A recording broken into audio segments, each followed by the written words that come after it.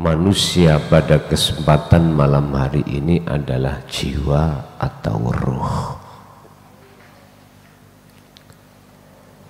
Asal muasal dikatakan fitrah karena berasal dari fitrah, yang fitrah. Inilah yang kumaksud dari Allah kembali ke Allah lagi. Inna lillahi wa inna ilaihi raji'un.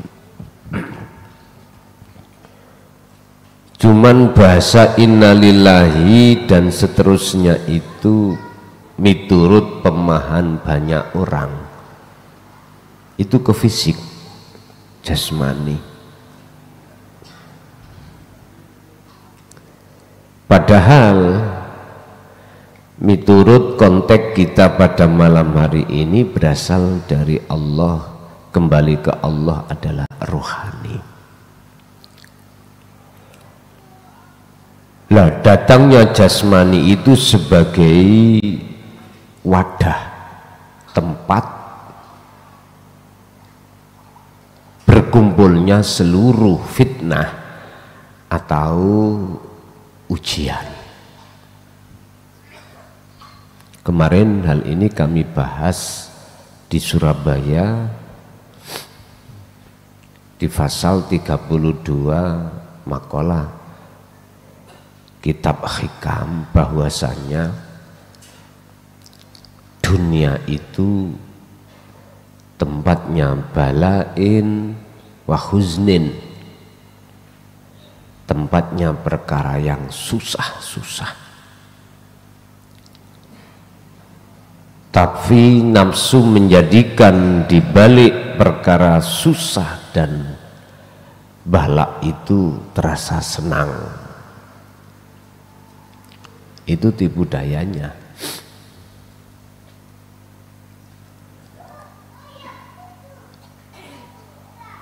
Dunia adalah merupakan panggung sandiwara kolak dawuh sopo penyanyi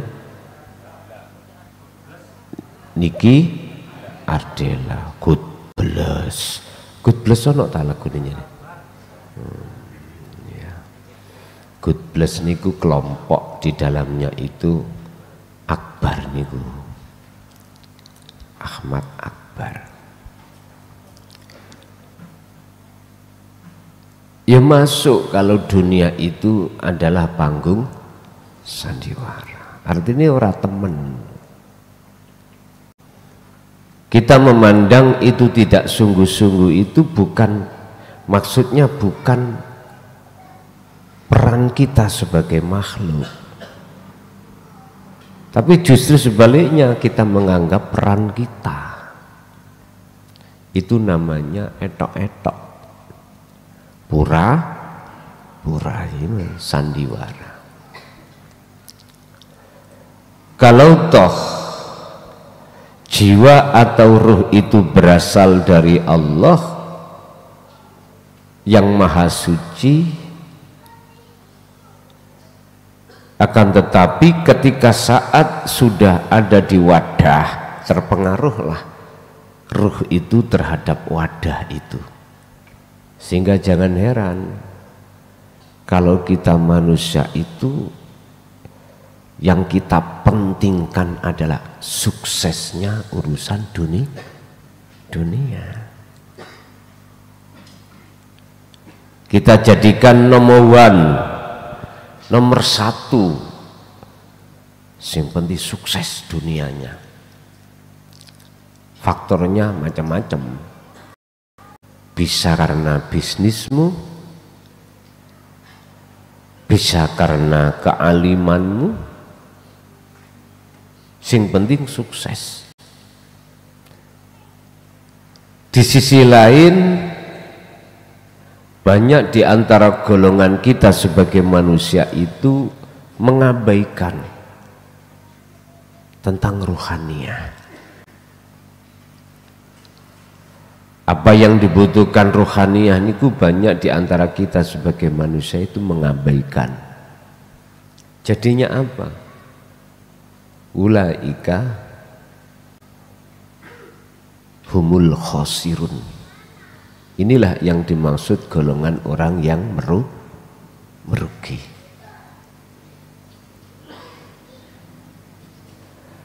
Golongan orang yang merugi itu bukan maksudnya orang yang ketika jualan bangkrut, tidak. Justru sukses dunianya, tapi rohaniahnya itu menjadi budaknya hawa nafsu. Loh, disinilah Bapak Ibu, perlunya kita itu kembali ke fitrah lagi, sehingga ada istilah di tengah masyarakat itu yang sering kita temukan namanya milad. Itu bahasa Arab. Apa milad? Ulang tahun. A'yadil milad.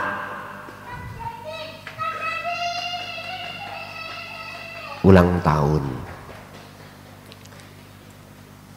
Ada pesan apa di dalamnya? Roto manusia itu tidak kembali kepada fitrah, justru terbuai dengan isi di dalam milad. Roto. Padahal Gusti Allah mengingatkan tentang milad itu, sesungguhnya kita diperintahkan wa anibu ila rabbikum. Lekas kembalilah ke fitrahmu sebagai manusia, asal muasalnya itu gitu. Berhubung kita itu kebanyakan milati jasmani, lah ini persoalannya itu. Akhirnya rohani kita abaikan. Berkenaan dengan hal itu, untuk malam hari ini kita akan berbicara tentang hakikate manusia pada dasarnya itu fitrah. Entah anaknya orang Islami, Majusi, Yahudi, semuanya asalnya fitrah. Qala musannifu rahimahullah ud baliyo sira kanthi cepet ilana qawatika maring kesucian ira ka insanin sebagai manusia. Kembalilah kau pada kesucianmu sebagai manusia yang asalnya itu fitrah. Faruhul insani mongko utawi roy menungso fil asasi ing dalam dasari iku fitratun fitrah. Miturut dasar asal muasal ruhnya manusia itu fitrah. Artinya fitrah belum tercampur, tidak tercampur dengan perkara-perkara selain yang esa. Apa selain yang esa? Hal-hal yang bersifatkan mata'ud dunya, kesenangan kehidupan dunia. Itu asal kita itu seperti itu.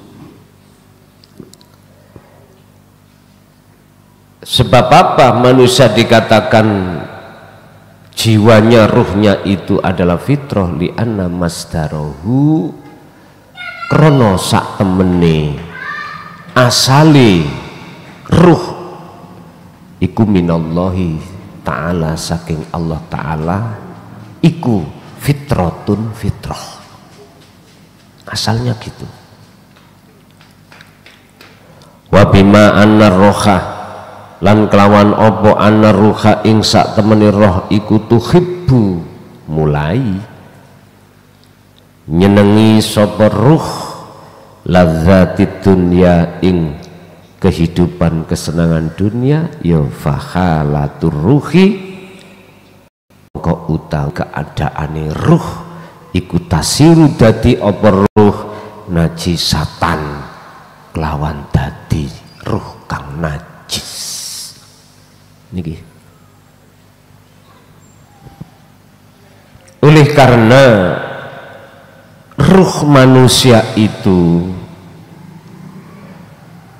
mulai bersukaria dengan perkara selain Allah yang disebut ladzatid dunia tersebut, maka dikatakan di sini tasiru najisatan. Keadaan ruh itu ruh yang tercampur dengan najis. Contoh, saya posisi status saya tidak hanya di dalam umarok pemerintahan, juga elek-elek ustadz langgaran tingkat RT. Terus hati saya demen menyang pujaan masyarakat. Berarti hati saya telah tercampur terkotori perkara sing najis di mata Allah. Paham ya? Yes. Jenengan simah garwa,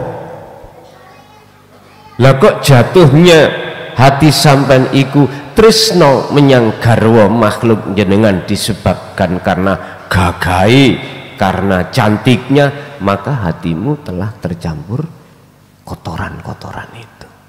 Makanya wonten waline Allah ora gelem rabi wonten karena mengambil hukum wirai.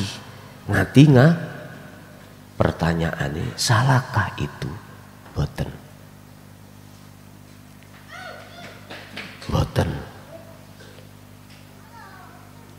baik laki maupun perempuan yang Allah jadikan sebagai kekasihnya, orang lain mesti ngomong mane-mane rek lah ngoten nggih.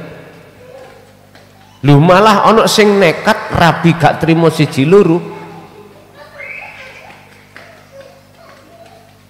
Lagi memang satu sisi kadosi sepertinya bertolak belakang.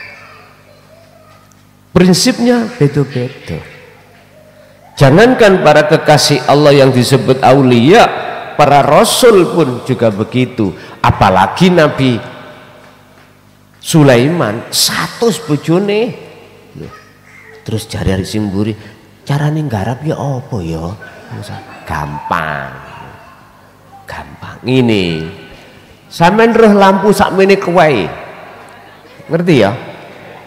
Petekane siji, dipetek sak petek murup kah? Siapa di sini ahli fisiolog? Orang-orang yang hatinya itu sudah Allah takdirkan ditarik di dalam alam makrifat terhadap Allah, ketika dia berhajat pada istrinya jumlah 100 tadi, dia itu klimak, tapi tidak dibarengi dengan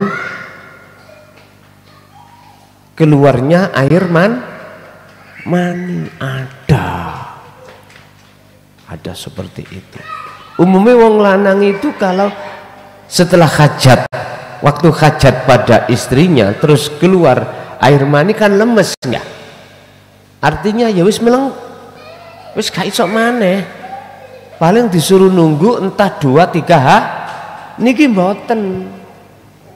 Sampeyan ro lenggis. Dia karena enggak keluar,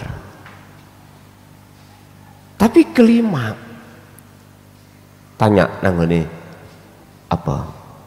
Fisiolog, bagian fisiolog, psikolog. Yes, kolok itu loh Pak. Bisa angel sebutan. Ada. Junjungan kita Rasulullah, coba. Kok hidupnya zamannya sekarang kita tanya, Terus Nabi Sulaiman, coba ayo dipikir akal. Jadi kabeh keduman karena lampunya di paralel kabeh, dipetek situk murup kabeh. Beda nek lampu metromak nih lho. Situk dikumpul liyane ya isih matek. Nek wis murup ganti ya pegel. Listrik mboten. Dadi dipetek situk murup kabeh. Artine kabeh kebagian. Ngoten lho. Mumpun dipikir cara akal men. Pun belakrak tutuk kuning apa ini?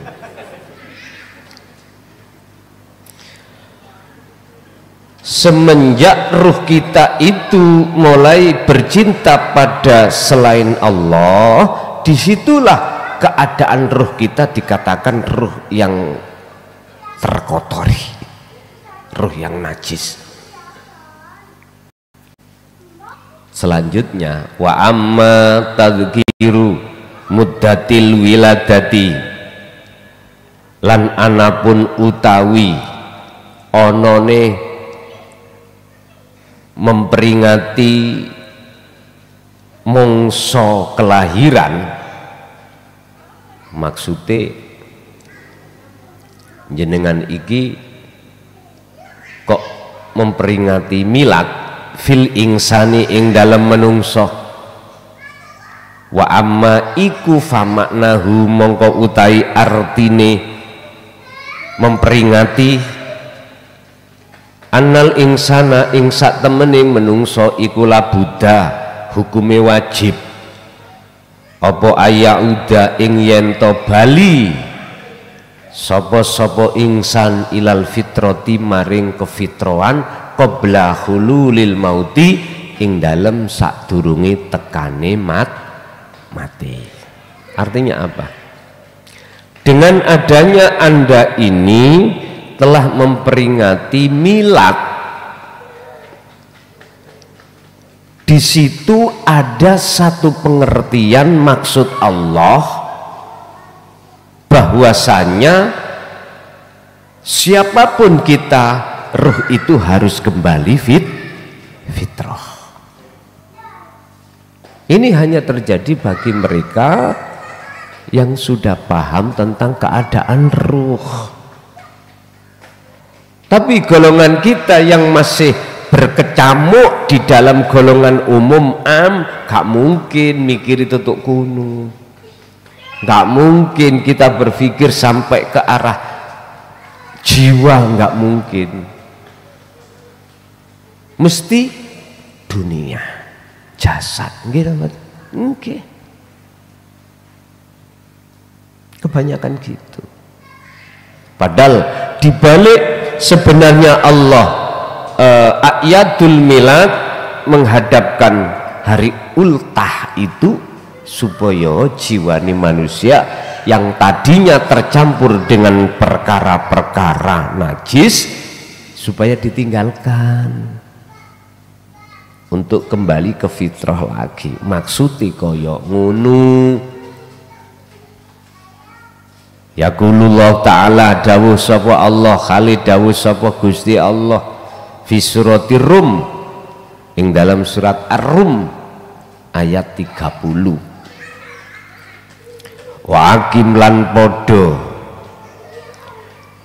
ngedepake sira wajaka ing wajah ira lidini hanifan maring agama kang lurus. Maksudnya apa niki? Agama yang lurus. Fitratallahi kelawan kesuciane Allah allati kang fatara kang wis ndadekake sapa Allah annasa ing menungso alaiha ing atase allati. Ngeten. Hadapkanlah wajah ruhmu lewat agama yang lurus. Agama yang lurus ya agama yang mana? Agama yang mendidik dan mengajarkan jiwamu untuk kembali kepada Allah. Ini dinul qayyimah atau dinu hanifan. Saya tidak berbicara Islam secara dohir. Agama apapun, kepercayaan apapun, jikalau di dalamnya itu telah mendidik hatimu untuk mengesahkan Allah, maka itulah yang dimaksud dalam ayat ini, dini hanifan. Berarti hati harus selalu menetapkan lewat rasa apapun yang terjadi, hanya hidup itu yang berperan.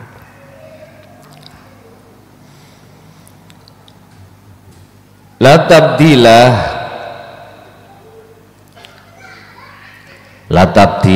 ora bakal ono perubahan li khalqillahi maring makhluke Allah. Maksudnya apa? Di dalam risalah dinut tauhid, mulai sejak diturunkannya Nabi Adam sampai Nabi Muhammad sampai detik niki, la tabdila li khalqillah, nggak ada perubahan. Hukum-hukum di dalam masalah pengesaan Allah tidak akan berubah. Yang berubah niku syariat. Kalau hakikat nggak akan pernah berubah. Sistem di dalam syariat itu mesti berubah. Makanya banyak khilaf, ada mazhab ini, mazhab itu zaman sekarang. Kalau di risalah tauhid sejak Nabi Adam sampai Nabi Muhammad, bahkan sekarang sampai habisnya orang hamil, kalau orang hamil nih loh, tetap sistem apa yang ada di kejiwaan itu nggak pernah berubah. Sistemnya cuma satu, depno atimu menyang Gusti lewat agama sing lurus. Wadzalika dinul qayyimah akimis wa ma umiru illa liya'budullaha. Tidak diperintahkan apapun kamu oleh Tuhanmu kecuali illa liya'budullaha, hanya inilah yang dimaksud pengabdian. Ini nggak akan berubah, Pak, sampai kapanpun. Kalau syariatis sih mesti berubah. Zaman Rasul,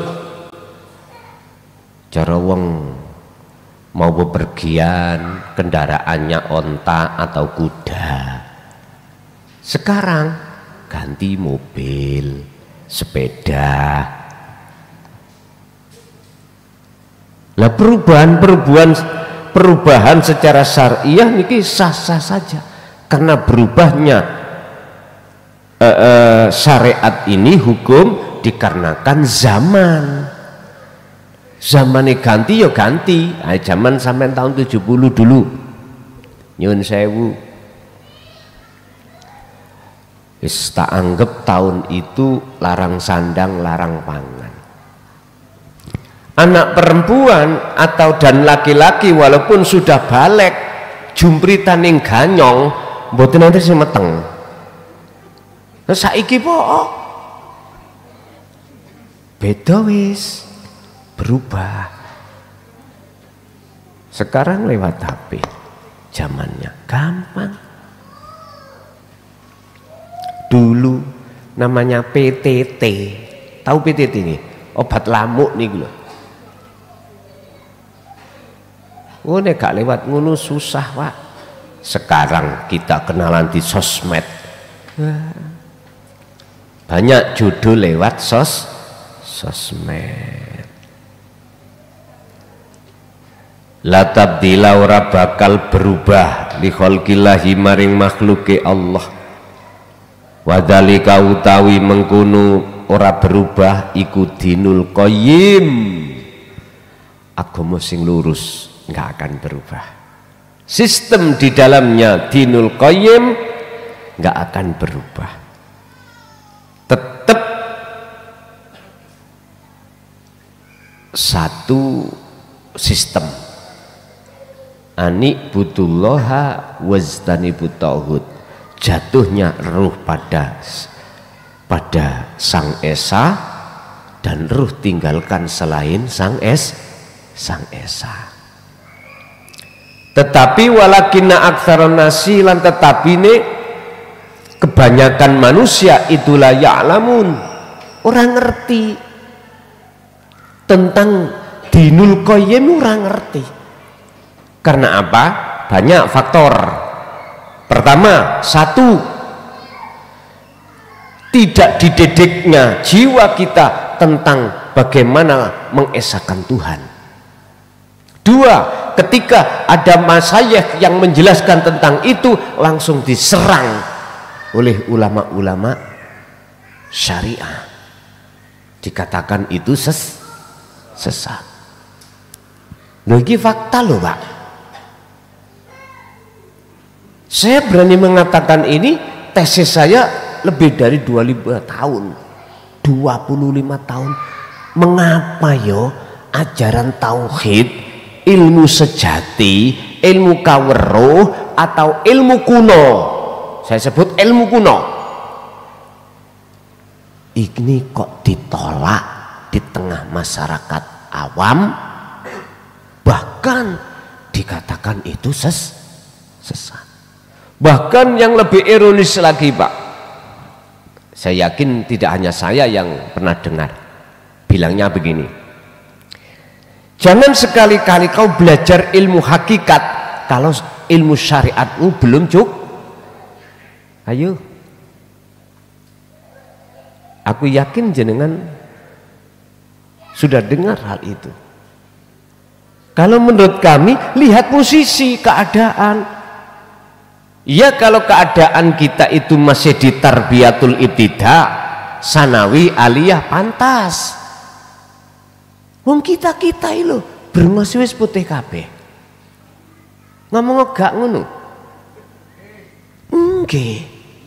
Jangankan brengos ndukur, kadang-kadang brengos nisor ya melok putih lho.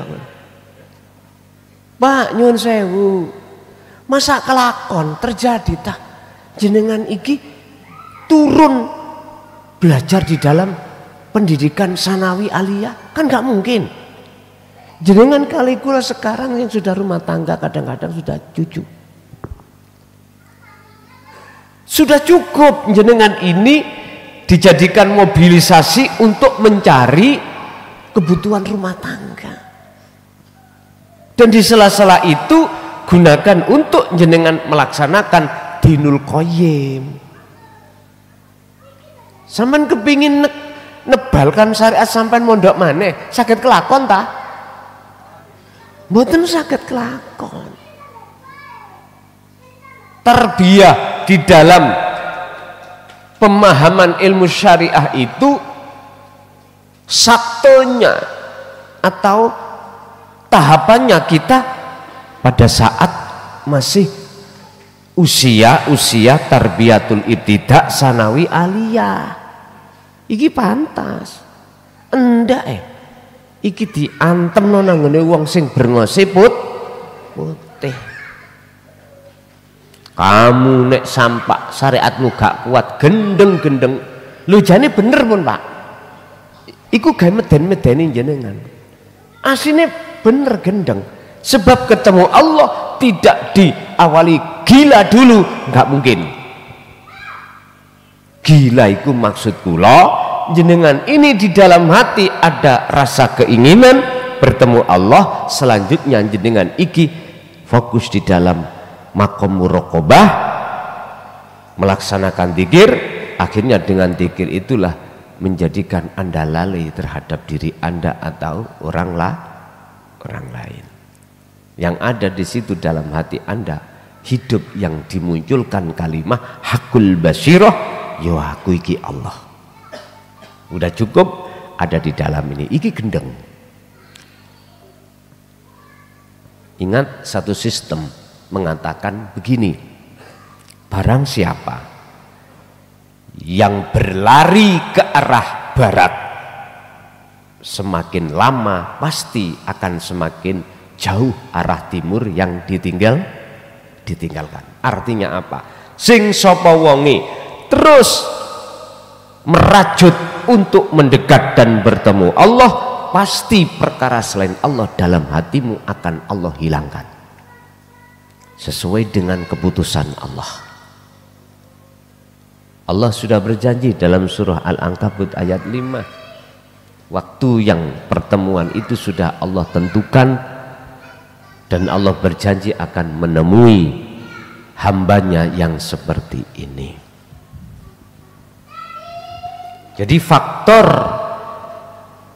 yang paling mendasar adalah karena kita sebagai masyarakat awam dilarang untuk mengenal tentang ilmu tauhid. Jikalau ada yang nekat menjelaskan, apalagi di tengah umum, resikonya seperti itu. Tapi ingat, Gusti Allah itu gak goblok. Ngerti nggih? Paham nggih? Gusti Allah gak bodoh. Lakinna kathiron lan tetap lakinna kan tetapi namun kathiron nasi kathiron akeh-akeh minan nasi iku yakhuduna padha ndadekake ngalap sapa nas. Ndadekake apa? Milad tadi, muta'atat dunia kelawan golei kesenengane dunya. Kebanyakan kita manusia itu ketika milad mencari kesenangan dunia. Happy birthday to you. Langan ada? Yes, kaya ngono kuwi. Makalah ini mengatakan kebanyakan manusia itu dengan adanya milad itu dia jadikan sebagai lahan untuk bersenang-senang terhadap dunia. Min waroi ayatil miladi, saking dibalik kejadian milad fakot, kebanyakan manusia itu mencari kesenangan. Mestinya dibalik kejadian itu tersimpan satu petunjuk dan pitutur, lekaslah hai ruh yang kotor, kembalilah pada kefitrah. Caranya sederhana, al-khulasatu utawi ringkesan cara torikotu, cara untuk kembali kepada Allah. Maksudnya kefitrohan apa? Daiman langgengno yang namanya zikir. Zikir yang kami maksud sadar lewat pangroso dalam hatimu bahwasanya semua apapun yang terjadi hanya Allah yang melakukan.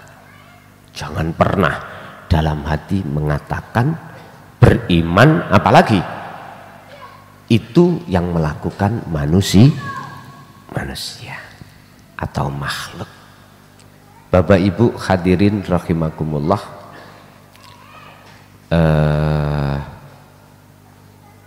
khusus santri-santri baik yang ada di bermukim di pondok maupun yang di luar sana, pada malam hari ini ketika saat menjelang ultah jenengan, resapilah. Di dalamnya itu ada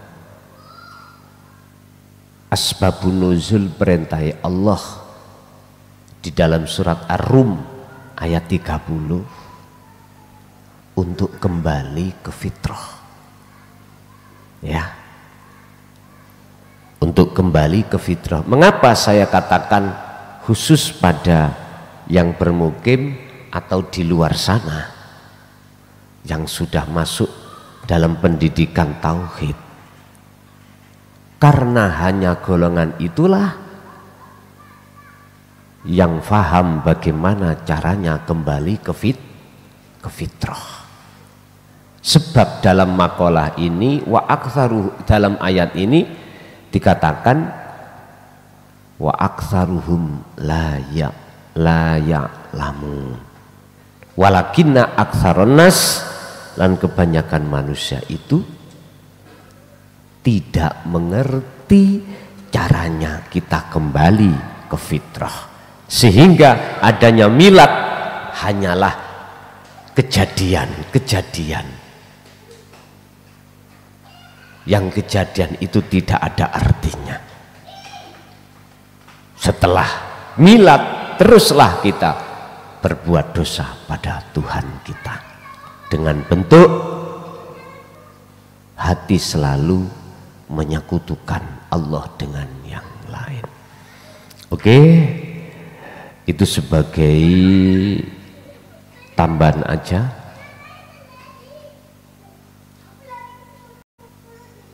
Mengapa harus ada koyok bancaan dan lain sebagainya? Itu kan timbulnya rasa syukur. Timbulnya rasa syukur kita kepada Allah dalam 1 tahun kita berkholwat, ditakdirkan Allah kholwat, isok kholwat, bahkan ditakdirkan Allah walaupun itu tidak maksimal. Sebab sapa sing gelem syukur mensyukuri nikmat Allah, Allah sampun dawuh la azidannakum, maka nilai makrifatmu akan ditambah. Apakah wong syukur itu harus mbeleh wedhus, mbeleh sapi misalnya? Apakah gak oleh ta mbeleh doro? Nyun sewu, ngapunten, wong syukur niku kan unine alhamdulillah. Lah muncule bahasa kambing, bahasa doro, bahkan nyun sewu wis mbeleh minti ae misale. Lha iku lak bahasa syariat. Asine sing bener la in syakartum iku madepe ruhmu iku dateng gesang, iku lho syukur. Utawi sekabai pujalan puji iku lillahi mung kagunge gesang. Ini ki berarti maksudnya iman sampai di dalam dada hanyalah iman pada Allah. Al-Fatihah.